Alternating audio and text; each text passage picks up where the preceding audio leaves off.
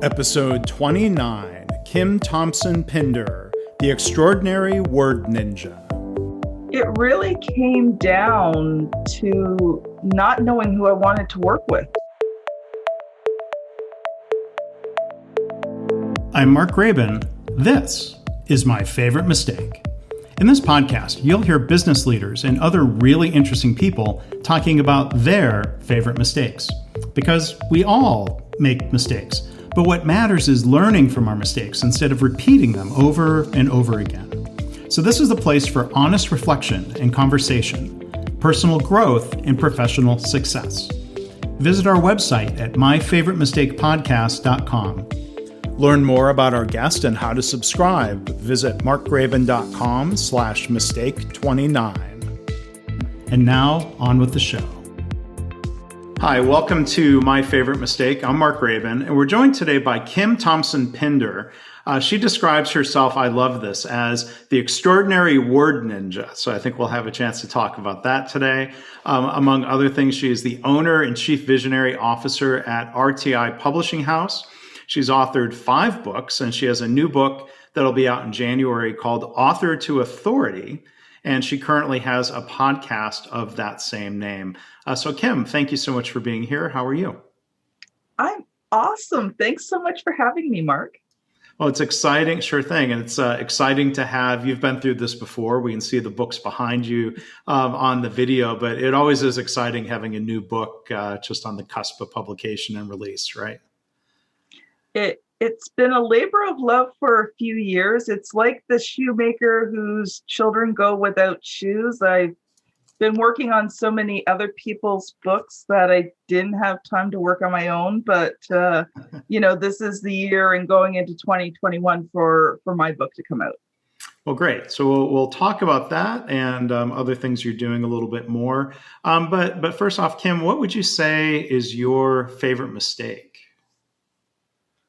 It really came down to not knowing who I wanted to work with. I kind of fell into a publishing company. It started with people just asking me to ghostwrite for them because I had already was a well-established published author. And I started ghostwriting, and then people wanted editing and formatting. And because I learned how to do them all with my own books, I started doing all this. But very soon I was so overwhelmed, I had to bring on more people.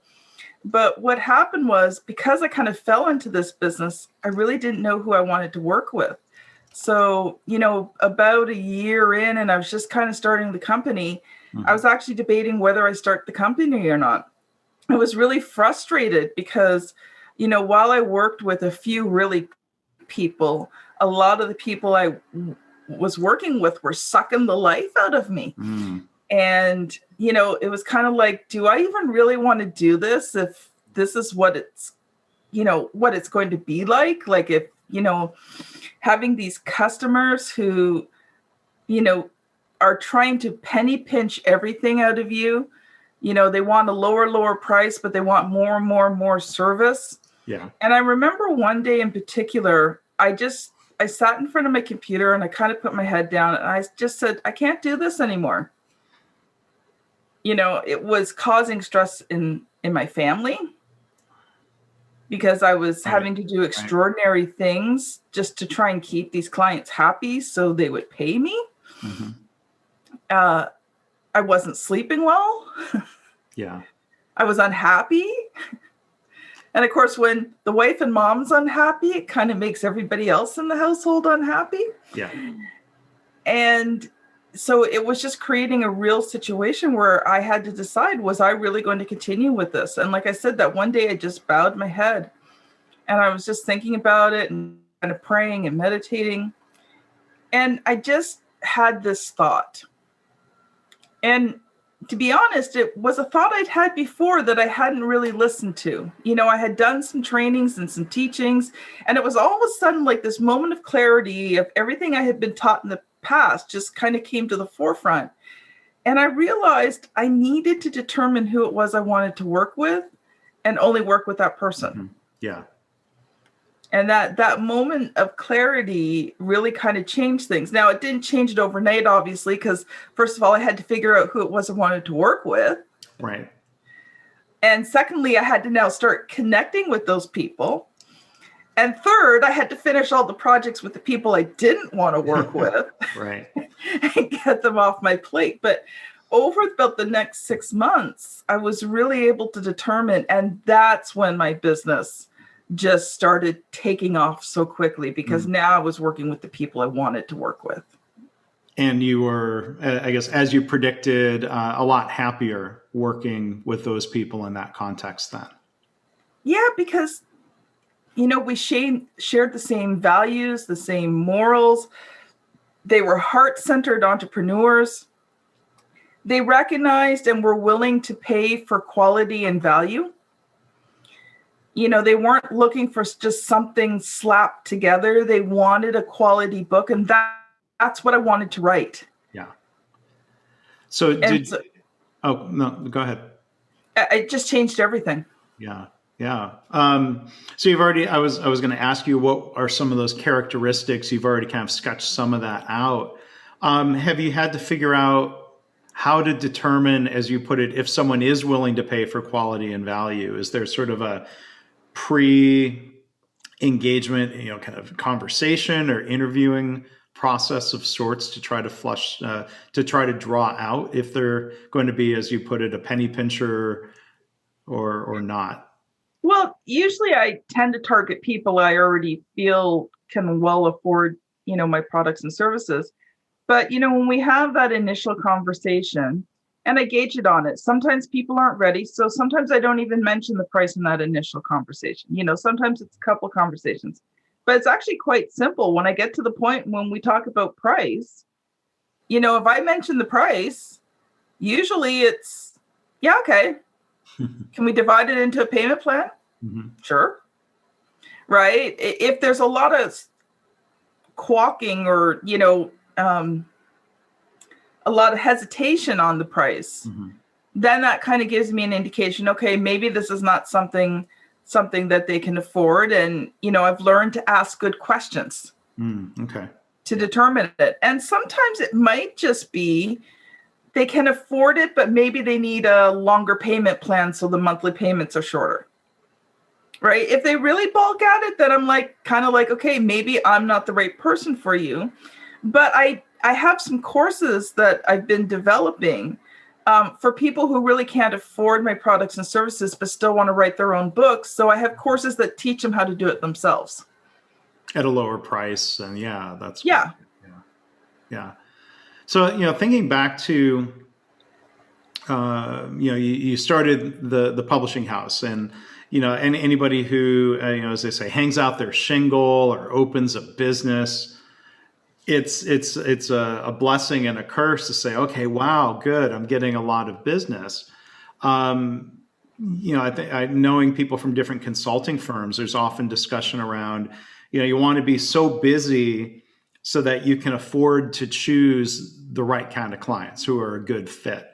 Sometimes people get pressured into taking anybody who will sign a contract because obviously the need for income, the need to keep employees busy, and so it sounds like you kind of came around to say, well, it's not enough just to be busy. You've got to find, I guess, other levels of fulfillment as you learn through this process of, if you will, choosing the right clients.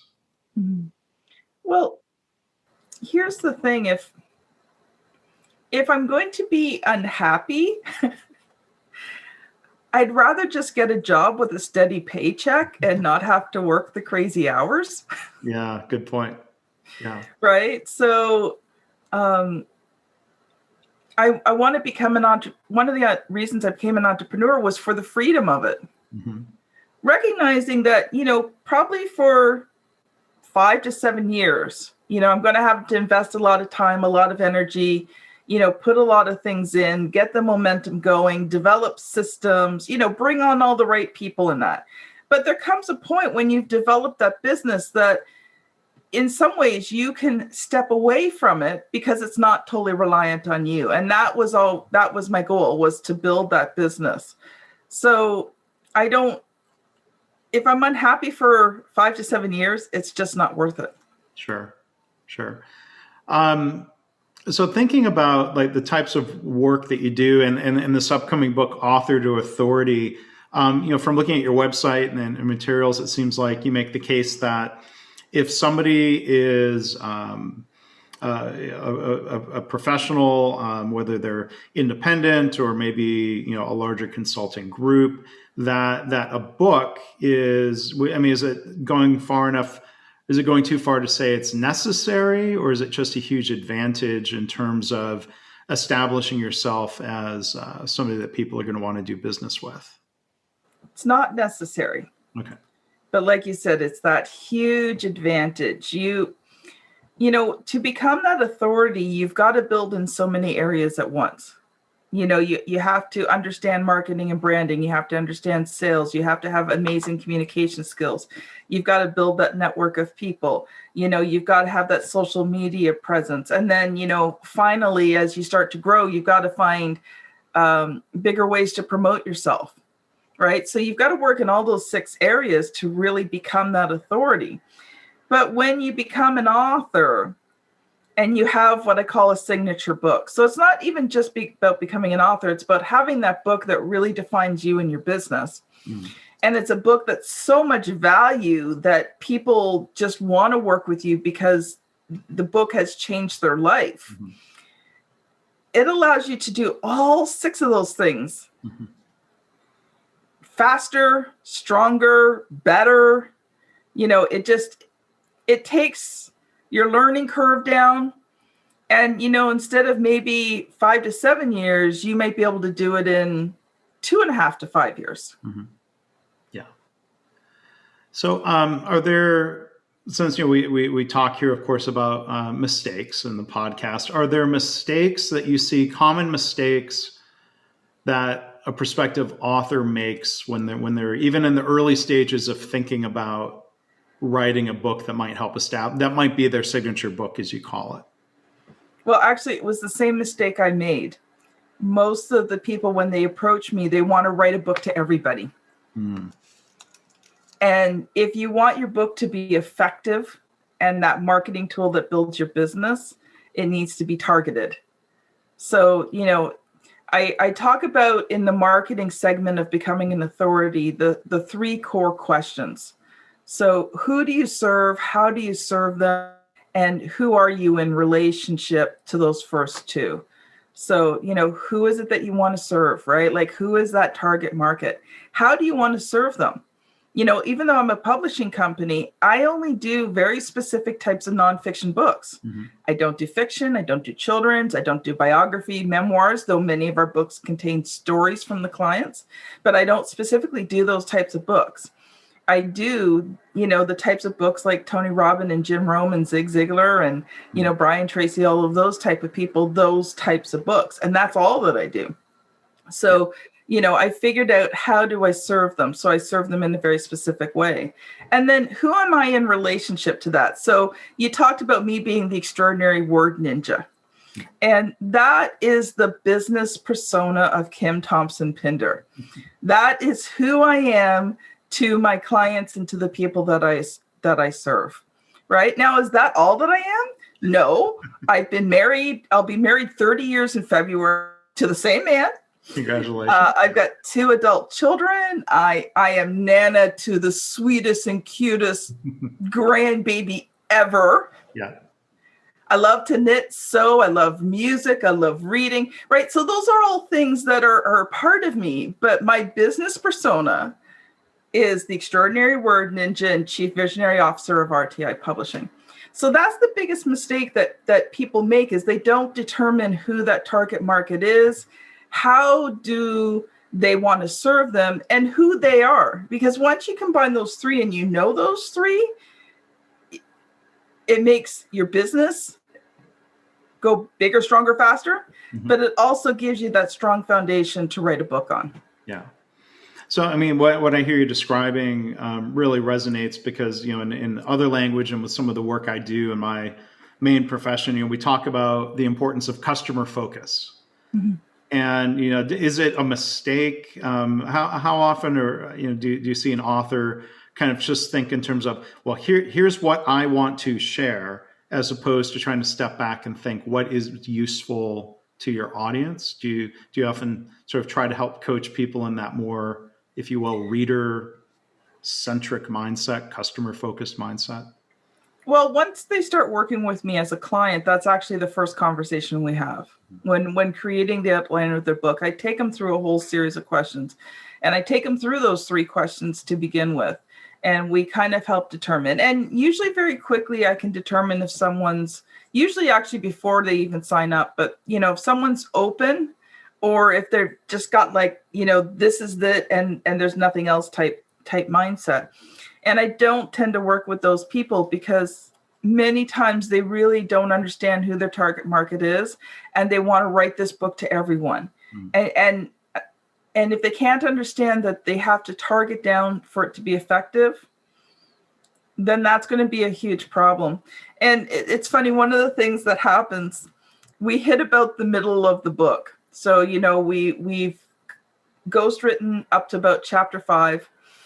And it's a very collaborative process because we really capture their voice strongly. It's about creating their signature book that sounds like them, so much so that nobody realizes it's been ghostwritten. Right. And usually around chapter 5, we have this discussion, and all of a sudden they want to start adding all this stuff to the book. And it's like, nope, that's book 2. Yeah. That's book 2, right? Because all of a sudden it's like, oh, they've got all this stuff and they've been writing. And it's kind of like, no, we still have to keep this book focused, right? And they're so excited. They've just got so much. And it's like, okay, start writing this stuff down. We finish book 1. We'll start looking at book 2. Yeah. So the role of an editor and a coach is really important for helping keep an author on track, it seems. Well, particularly the women in your audience will understand. In many cases, it's taking about 9 months to a year to produce a book. So it's kind of like being pregnant and giving birth to this child, right? And you're pouring your heart and your soul into this book and your knowledge and your wisdom.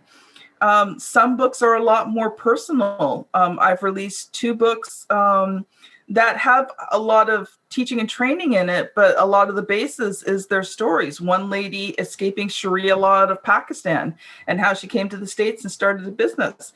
Another lady helps people overcome trauma. That's her business. And, she had been through so much trauma. We joke that, she has more lives than a cat because she's almost died so many times in her life, right? So this process of writing a book can actually take a lot out of you.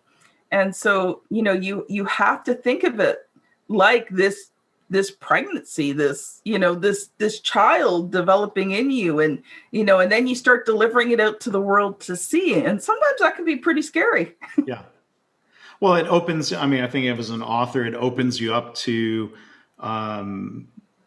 negative reviews, right? On Amazon or what have you, that stings. I don't have any children, but I'm sure it stings a parent to see a child criticized, even if it's constructive, because there's that sense of, hey, that's part of me, right? Well, the truth is, and I teach this in my courses, so I'll quickly go through it here. Mm-hmm. About 10 to 15% of people will absolutely love your book, will become your brand ambassadors, and will tell everybody to read the book. On the bottom end, let's say you could write a perfect book, which you can't, by the way, so get that out of your brain. But let's say you could write a perfect book. There would still be 10 to 15% on the bottom who hate you, hate your message, hate your book, and actively promote against it. So I just tell my clients, forget that bottom 10 to 15%. It's going to happen. You're going to get some of those negative reviews. But to be honest, that top 10, 15%, that's who you write the book for. They're going to look at those reviews and wildly defend you. Right? Because they're like, this person doesn't understand. They have no clue what they're talking about. How dare they say that? Right? So you're going to get it. Just accept it. Ignore it. Leave it alone, right? It's not worth even fighting about because you can't change their mind anyway. And just focus on that 10 to 15% that book is going to change their life. Yeah. And I think of, my most recent book, which is called Measures of Success. I've gotten to know some of those top 10 or 15% really strong advocates of the book, and they've shared their stories about how the book has helped them and their business, and that far outweighs, I don't have it memorized, but like, a 1-star review that said something to the effect of, I didn't learn anything from this book and I threw it right into the garbage, which I'm like, wait a minute, that seemed like somebody who had a different agenda, because if I bought a book and hated it so much, I might send it back for a refund. Well, you got to understand too that, when you start becoming known, other people in your field get jealous. Mm-hmm. And I have heard a lot of stories of people who have bought books with the intention of leaving horrible 1-star reviews because they do the same thing and they want to tear you down. And that can happen. I've written books on many different business topics, and I remember one 1-star review, and I just got to be careful because of the business I was in at the time. I can't really say a lot because of trademark and copyright and all that. Sure. But it was a specific business topic that was clearly spelled out in the title of the book. So the theme of the book, like the title was not cryptic. It was a very keyword-filled book, so very specific. And I remember I got one 1-star review that said, well, I didn't know this book was going to be about. It's right in the title. Right. Yeah, right. So, yeah, it happens. You can't let it emotionally affect you. Yeah. That's definitely good advice. So, so one other question before I ask about the upcoming book. So back to your phrase, the extraordinary word ninja. Like what was the moment? Like what was the epiphany or the moment where that phrase popped into your head and you ran with it? I can't really remember exactly when that happened, but I just knew I needed to differentiate myself. Mm-hmm. Within a 2 to 3 hour geographical area of where I lived, and up to this year, I spent a lot of time going to conferences and networking meetings and a lot of things like that locally. There were a couple of big people who, well, they don't do it as well as I do, but they did what I did, and they were more well known than I was, so they got a lot more business. And I knew I needed to differentiate myself. Mm-hmm. So I started actually working on the title. And I tried all sorts of different things, and, I tried them out with people and they didn't resonate. They didn't resonate with me. And I remember one day someone used the word ninja.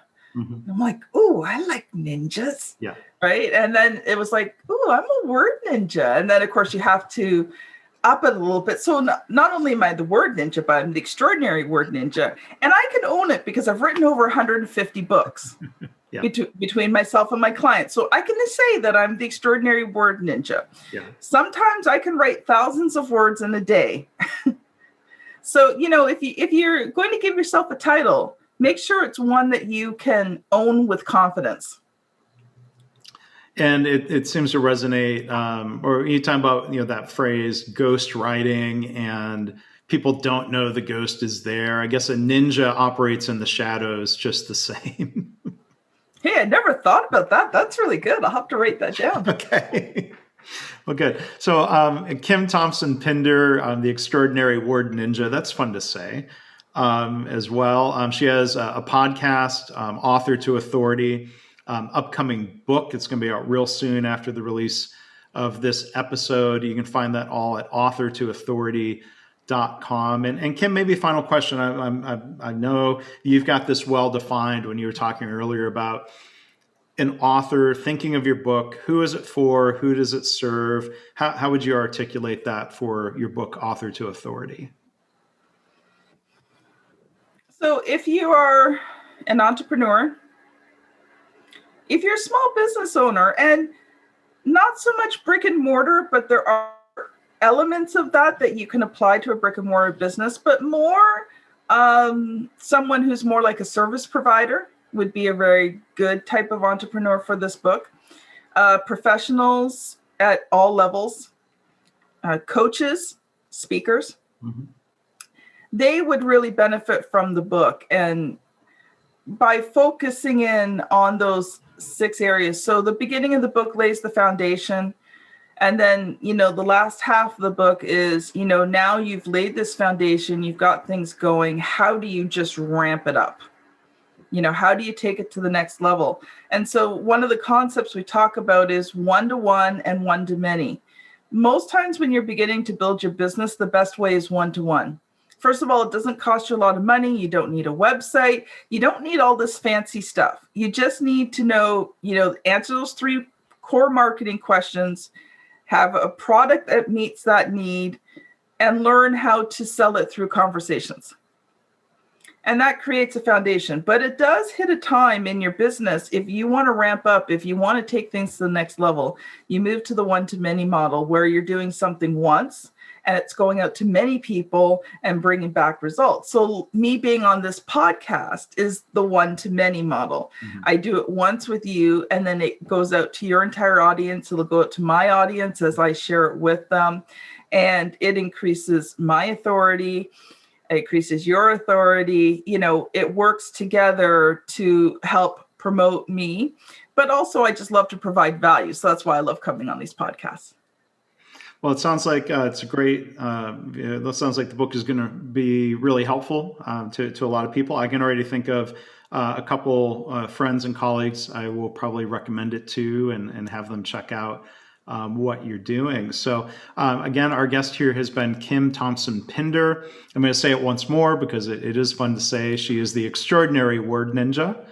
We'll let that sink into your head. See, with repetition, that helps reinforce that. And again, her website is, you can find authortoauthority.com, and then RTI Publishing House. The website for that, Kim, is rtipublishinghouse.com. But Author to Authority is the best website, because that really, if you're looking to increase your business, that's the website that you're going to go to. That's where you're going to find blog posts and podcasts and all that kind of stuff. Okay, very good. And please do check out her podcast, also titled Author to Authority. So Kim, it's been a pleasure meeting you, and thank you for sharing great thoughts and adding value here as an extraordinary guest.